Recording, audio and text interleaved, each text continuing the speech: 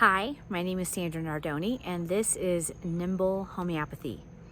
And I am going to talk to you today about the history of homeopathy. And the reason I'm going to do that is because what I found is when I started learning about the history of where the concepts of homeopathy came from, that is when all of the light bulbs really started to go on for me.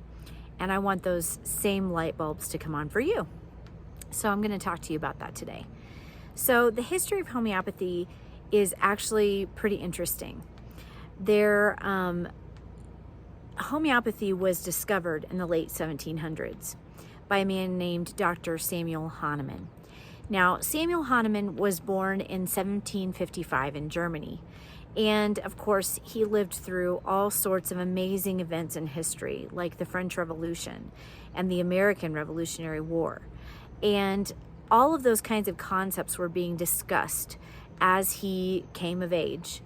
And he was quite brilliant. In fact, he was so brilliant that even though his family was very poor, at the age of 12, the prince's school that he went to in Meissen, Germany, decided that when his parents said that they couldn't afford to have him go there anymore, that they were going to actually allow him to attend the school for free.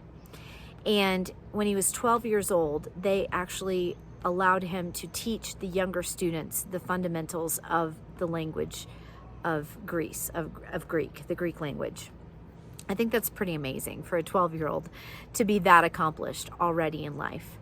And that was sort of a pattern as he went on through his life. As he went to university, he would run out of money, and the university would allow him to actually stay on as a student and give him scholarships because he was so incredibly brilliant.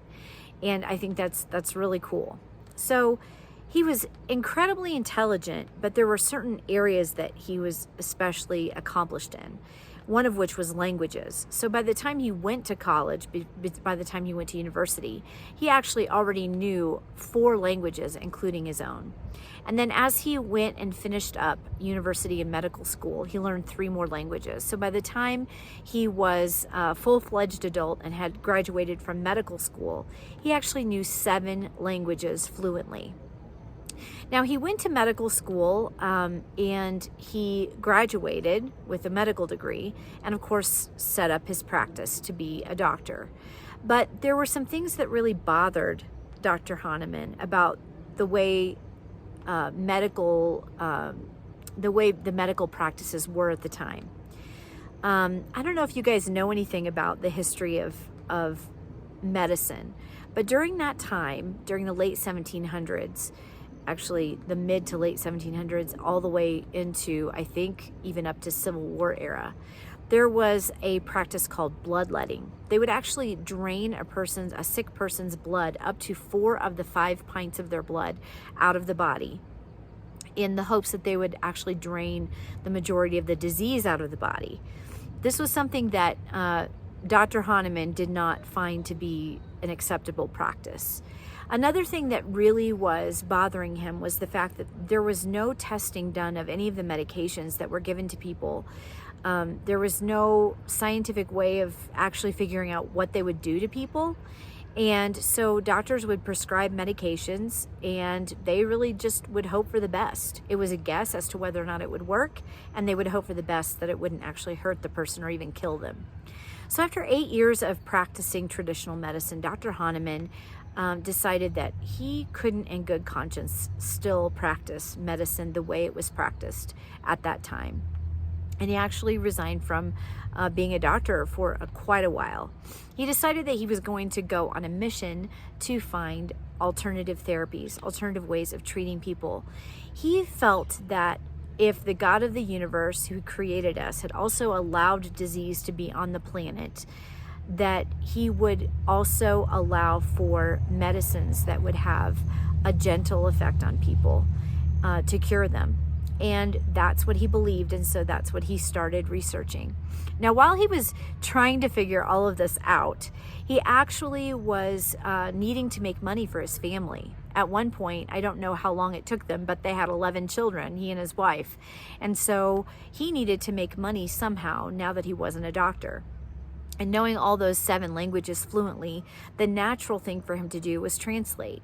So he would translate medical and chemical documents about chemistry from whatever of the languages that he knew into German. And that's how he made his living. And that, incidentally, is how he stumbled upon the concept of homeopathy. He was actually translating a medical paper by a French doctor. I can't remember the doctor's name. And in the medical paper, he explained that he was treating malaria very successfully with Peruvian bark, which he said worked because of its bitter properties. And Dr. Hahnemann looked at that and said, bitter properties, that's silly. That's not why it cures it. I wonder why it does cure malaria. I wonder what the secret to this Peruvian bark is. And so he decided that he was going to run his own little experiment. He made a tea out of the Peruvian bark, and he began to sip it over the course of like 3 or 4 days. And at some point during that process, he actually got all of the symptoms of malaria, even though he did not have the disease itself. And in his mind, that triggered something. You know, he was much more brilliant than I am. I don't know that I would have made this connection, but he thought, wait a minute, maybe if a substance causes a symptom in a healthy person, it will cure that same symptom in a sick person. And he started doing more experiments. And over the course of time, he actually proved through what we now call double-blind studies that the law of similars is actually a thing. Like cures like. That's what he proved. And so the whole basis of homeopathy is that if you have a substance that causes certain symptoms in a healthy person, it will cure those same symptoms in a sick person. Now, of course, that's not the end of the story. There is more to the story, and more that Dr. Hahnemann did actually discover as he went about trying to figure out this entire system of medicine that we now call homeopathy. But I'm going to leave that for another video because I feel like that's a lot to chew on already. So I hope that this part 1 of the history of homeopathy has given you a little glimpse into how it works and why it works. And we're going to come back and explain some more in a second video that I will post later. So goodbye. I am actually coming to you from Estes Park, Colorado right now. I don't know if all of you know this or not, but currently my husband and I travel full-time in our RV and work from home, which is our RV. So when I come to you with these videos, I will be typically at campgrounds, and so you might get to see some pretty things in the background occasionally. So I hope this has been helpful to you, and I hope that it has perked your interest or piqued your interest the way it did me when I first learned about it. So have a great day. I'll talk to you later. Adios.